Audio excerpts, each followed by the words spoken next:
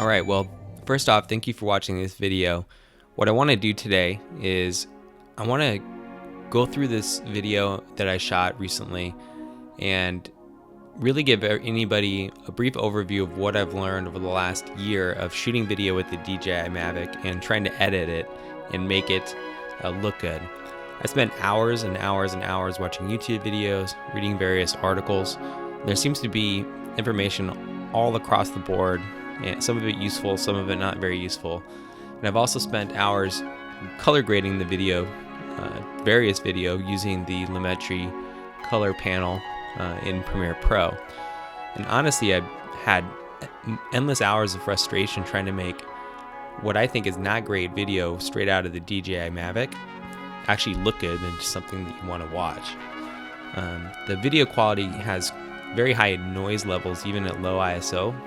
Mostly I think it's from what I can tell, and the research I've done is from the compression algorithms that DJI has implemented in the firmware, compressing it, and it causes a considerable amount of noise and also a flickering that happens every 8 or so frames in the video.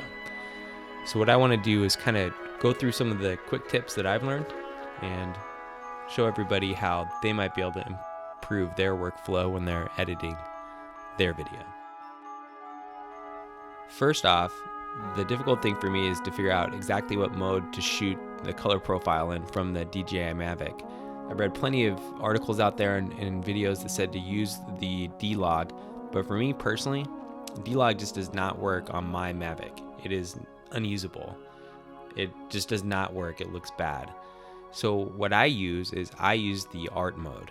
The art mode shoots a very flat profile, and it allows me to do a lot of work with it once I import it into Premiere Pro. Similar to D-Log, the art picture profile shoots the video in a much flatter format. This histogram here shows exactly how that is made. The blacks are pushed up, the highlights are pulled down, and so it gives you more data to actually do some color grading with in the final product.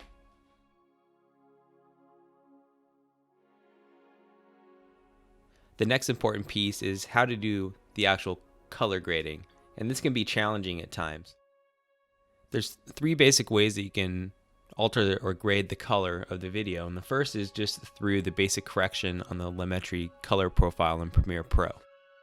You're going to have to bring back some of the contrast into the image and pull down some highlights, maybe bring back some shadows and make some color adjustments in here by pulling the saturation back up. There's no right way to do this. It's really up to you and what you're trying to create.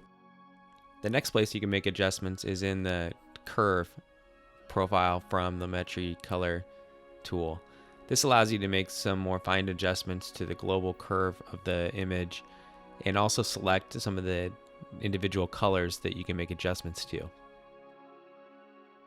This particular clip is what I think is a good example of using the curve in order to create a scene that has very good contrast between the highlights on the right and the shadows on the left.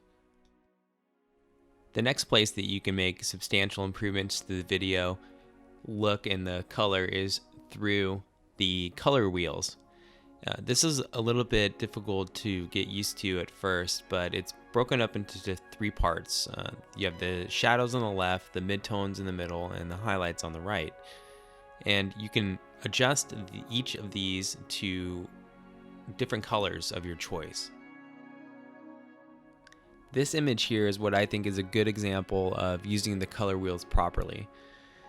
I was trying to create a particular look and feel to this particular clip, one that was very warm and looking like the very end of the day in the sunset, but the original image was far too cool in order to create this. There's many ways I could have corrected this, however, what I chose to do was to do it in the color wheels. Generally speaking, a good way to start is that you want to utilize opposite sides of the color wheels. So for example, you want to pull the shadows towards the blue side and then stretch the highlights towards the warm side, the orange side. This is what ended up creating the sunset look that I was trying to create.